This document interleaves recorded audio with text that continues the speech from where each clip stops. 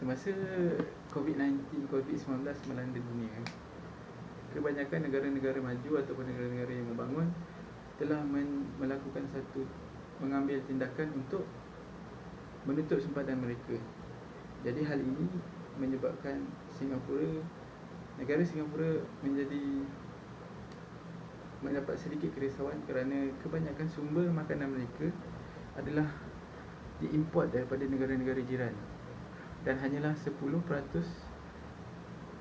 sumber makanan yang dihasilkan di dalam negara, dan harganya adalah sangat tinggi berbanding dengan sumber yang diimport daripada negara luar. Okey. Jadi seterusnya, Singapura ini sebuah negara yang sangat kecil dan dia tidak mempunyai banyak kawasan ataupun tanah yang mereka boleh buat untuk dijadikan ladang ataupun kebun tanaman, dan rakyat mereka juga tidak ramai yang ingin menjadi petani. Dalam satu sumber di internet mengatakan bahawa agak sukar untuk melatih rakyat mereka untuk menjadi petani kerana mereka sudah biasa dengan pekerjaan yang lebih profesional, seperti pekerjaan di pejabat ataupun apa pekerjaan yang berkaitan dengan profesional. Dan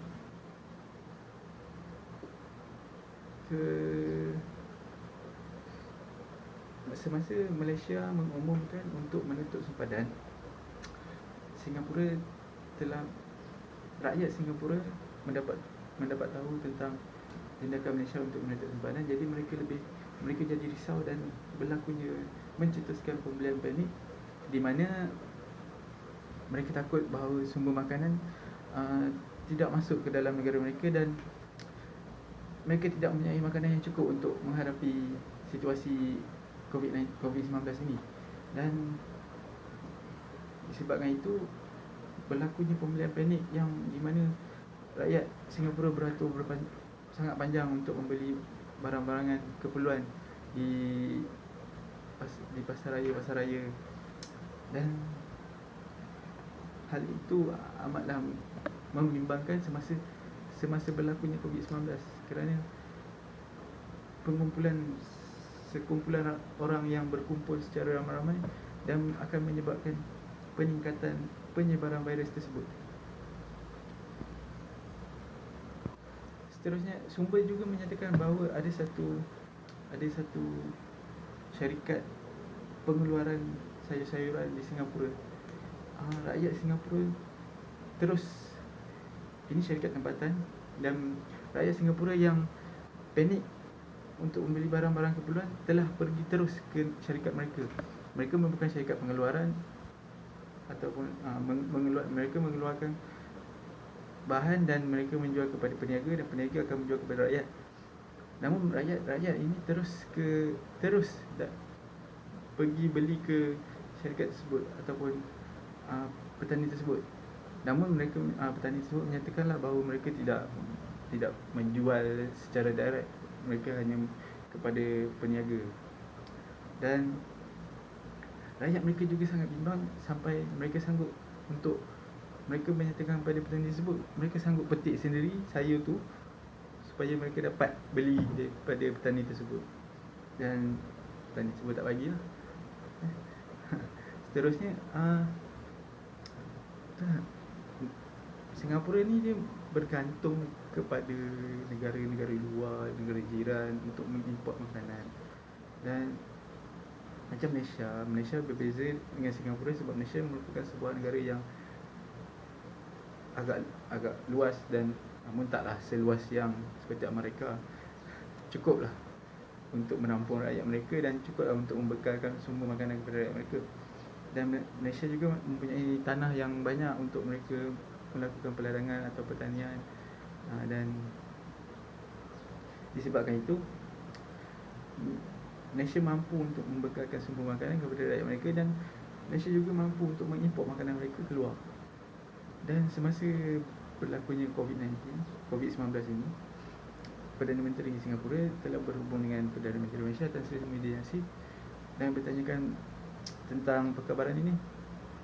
Dan Tan Sri Muhyiddin Yassin menyatakan bahawa Malaysia akan meneruskan mengimport sumber makanan mereka kepada Singapura walaupun sempadan telah ditutup.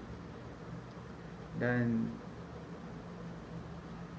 disebabkan dengan itu mereka agar Malaysia meneruskan mengimport makanan itu, sebab satu untuk memastikan ekonomi negara berjalan, dan pada masa yang sama membantu negara jiran untuk menghadapi situasi COVID-19 ini. Dan seterusnya, disebabkan perkara-perkara macam ini, penutupan sempadan daripada negara-negara jiran, dan Singapura telah mengambil langkah-langkah inisiatif untuk meningkatkan lagi penghasilan makanan secara tempatan ataupun dalam negara. Namun mereka menyatakan bahawa terdapat kesukaran untuk melakukan hal tersebut. Mereka mensasarkan untuk meningkatkan tahap pengeluaran tempatan daripada 10% kepada 30% menjelang tahun 2030. Dan disebabkan itu, Singapura telah melakukan beberapa rangka plan untuk mereka melaksanakan untuk mencapai sasaran tersebut. Dan namun mereka menyatakan bahawa agak sukar mereka untuk mencapai sasaran kerana rakyat mereka, satu, mereka tidak mempunyai sumber alam yang cukup untuk mereka melakukan peladangan, dan kedua, rakyat mereka pula bukan susah untuk melatih rakyat mereka untuk menjadi petani atau peladang, kerana kebanyakan majoriti rakyat mereka bekerja dalam bidang profesional. Dan kalau kita tengok pada budaya mereka, mereka lebih kepada up to date, lebih kepada high class punya pekerjaan, yang di mana pekerjaan petani ni lebih dipandang remeh oleh rakyat mereka. Sebabkan itu, Singapura ni juga dia bergantung, ada lebih kepada 100 negara. Mereka mengimport masuk sumber-sumber seperti makanan, pakaian, segala-segala sumber, kebanyakannya daripada negara luar. Mereka bergantung sepenuhnya kepada barang-barang import, dan rakyat mereka pun cenderung untuk membeli barang-barang import. Seperti rakyat Singapura sebelum coronavirus 19, sebelum COVID-19 ini melanda dunia, kebanyakan rakyat negara Singapura akan turun ke Malaysia di negeri Johor untuk membeli barang-barang keperluan, kerana harganya sangat murah dan berbanding dengan harga di semasa, dan berbanding harga di Singapura.